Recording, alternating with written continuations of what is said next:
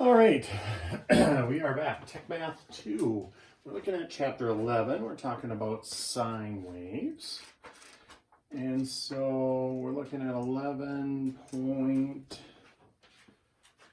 Here we go, 11.6.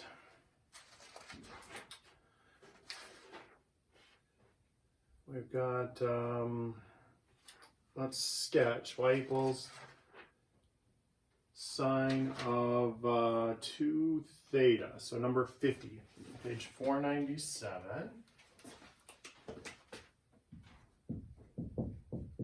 In the red book, page 497. Number 50. They want us to sketch y equals 2 sine theta. So what that's going to do is change the amplitude. The amplitude is going to change to 2 instead of 1. And so it's going to look essentially the same, just instead of it going up to here, it'll go up to that. And instead of it stopping at a low point here, it'll go all the way down to -2. But otherwise, the sine wave is going to look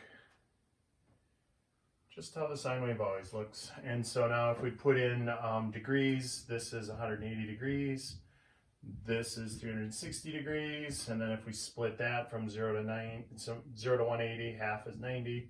From 180 to 360, halfway is 270. And there's our peak and our lowest point and our zeros.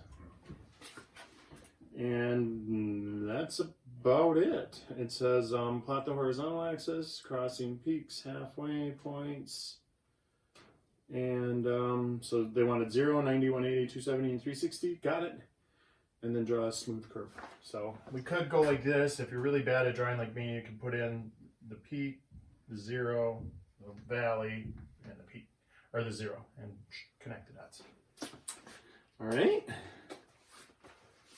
Also, you can do that on your calculator. You can type in y equals sine. If you're doing it on your calculator, you got to change the x min and x max, though, from like 0 to 400 in order to get this curve. If you just leave it -10 to 10, it zooms in and it only shows you this little piece of it, and it looks like a line. It almost looks like a straight line, like a linear graph. But it's just that you're zoomed in and looking at that one little piece. All right, let's get 11.7 is, a shift. Okay, so this is going to be a little tougher.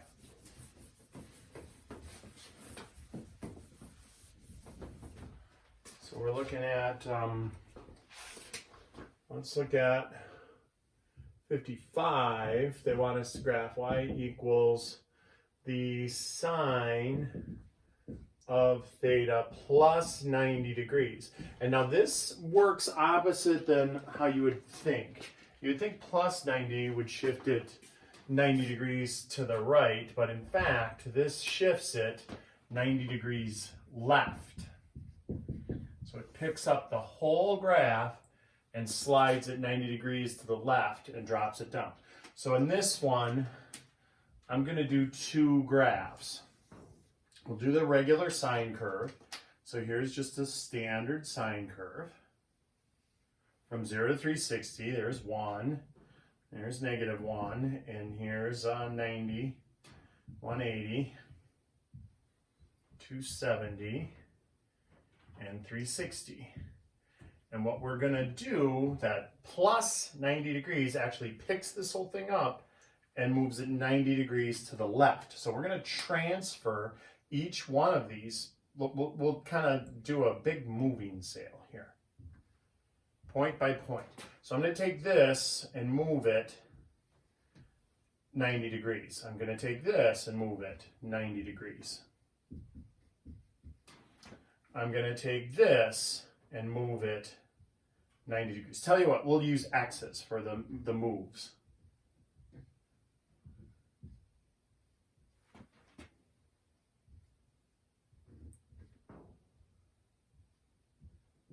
Okay, so can you see the X's? 1, 2, 3, 4, 5 points. And now I'll take the black marker here and connect those.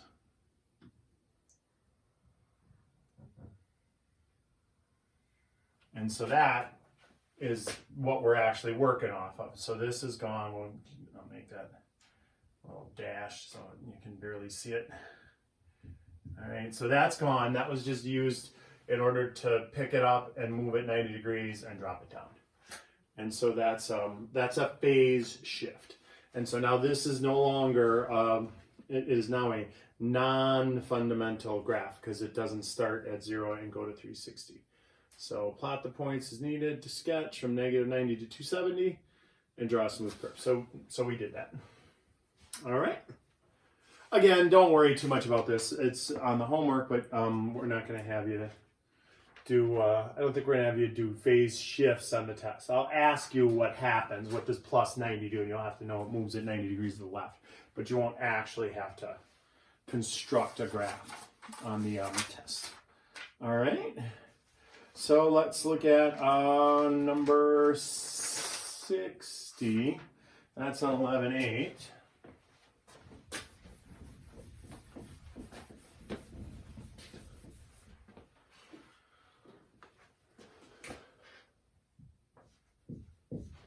So we're looking at 11.8.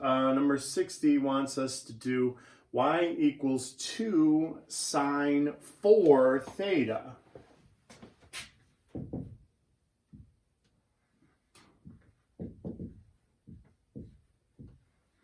So this 2 is going to stretch it, the amplitude. So to go up as high as 2 and down as low as -2. That's what the 2 does. But this 4 times theta, basically, we get 4 for the price of 1. You're going to get 4 cycles where we normally only have 1 cycle. And so that's a little tougher. I'm going to draw these as 2 separate graphs. So here's our just standard y equals sine theta graph right here. Just a regular sine curve from 0 to 360.